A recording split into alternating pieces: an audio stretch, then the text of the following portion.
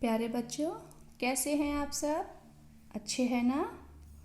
तो आज आपकी प्यारी मैम एक बार फिर आपके सामने हाजिर हैं आपकी पाठ्य पुस्तक आकृति के एक नए पाठ के साथ। तो चलिए देखते हैं हमारा नया पाठ क्या है।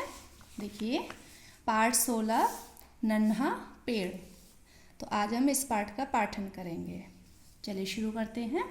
देखिए, एक जंगल में एक छोटा सा पेड़ था। वह आंधी में हिलता, धूप में जलता और बारिश में भीगता रहता। जंगल में और भी पेड़ थे, लेकिन नन्हा पेड़ सबसे अलग था। दूसरे पेड़ों पर तो हरे भरे पत्ते थे, लेकिन इस पेड़ पर सिर्फ कांटे थे। छोटे पेड़ को यह बहुत बुरा लगता। वह सोचता, सभी मुझसे डरते हैं। कांटों के डर से कोई मुझे छूता तक नहीं। कितना अच्छा होता अगर मेरे ऊपर सुनहरे पत्ते होते, बिल्कुल सोने की तरह चमकीले। अगले दिन जब सूरज निकला तो एक अजीब सी चीज़ दिखी। उस पेड़ के सारे कांटे गायब हो गए थे और ढेर सारे सुनहरे पत्ते निकल आए थे। सूरज की रोशनी में वो चमचमा रहे थे। पेड़ बहुत खुश हो गया। धीरे धीरे शाम हो गई और फिर रात घिर आई।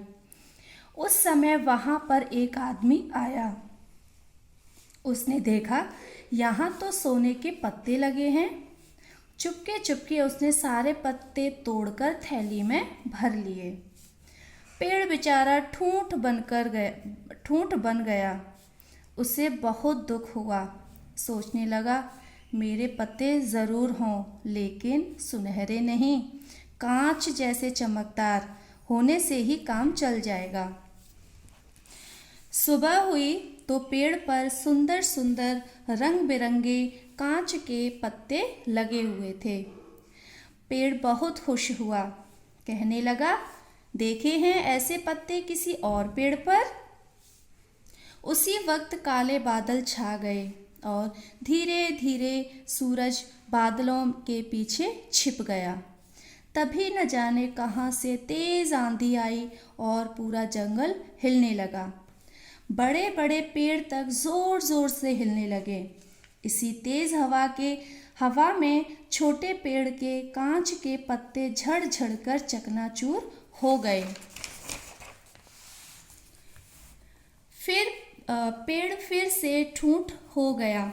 कहने लगा, अब मुझे न सोने के पत्ते चाहिए न कांच के। दूसरे पेड़ों की तरह के हरे पत्ते ही काफ़ी होंगे मेरे लिए।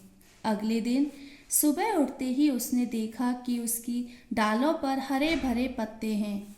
अब मैं सचमुच बहुत खुश हूँ, छोटे पेड़ ने कहा। इतने में वहाँ से गुजरते एक बकरे ने इस छोटे से पेड़ पर हरे हरे पत्ते देखे। वह आकर उन्हें झटपट खाने लगा। छोटा पेड़ चुपचाप देखता रहा। करता भी तो क्या, बकरे ने सब पत्ते खा लिए। वह फिर ठूंठ बन गया। दुखी होकर उसने कहा, नहीं चाहिए मुझे पत्ते, न कांच के, न सोने के, न हरे। इन पत्तों से तो मेरे पुराने कांटे ही अच्छे थे। तो बच्चों, कैसा लगा पाठ आपको? अच्छा है ना? तो इस पाठ से हमें यह शिक्षा मिलती है कि हमें कभी भी दूसरों की होड़ नहीं करनी चाहिए। हमारे पास जो कुछ भी है, हमें उसमें ही खुश रहना चाहिए। हमें ये नहीं कहना चाहिए कि सामने वाले के पास बड़ा वाला खिलौना है तो आप घर में आके झगड़ा करोगे, नहीं मम्मी पापा मुझे उसी की तरह बड़ा वाला खिलौना चाहिए। तो ऐसा नहीं करना चाहिए। तो हमारे पास जो है और जो हमारे मम्मी पापा हमें खुशी से ला के देते हैं, हमें उसमें ही खुश रहना चाहिए। ठीक है?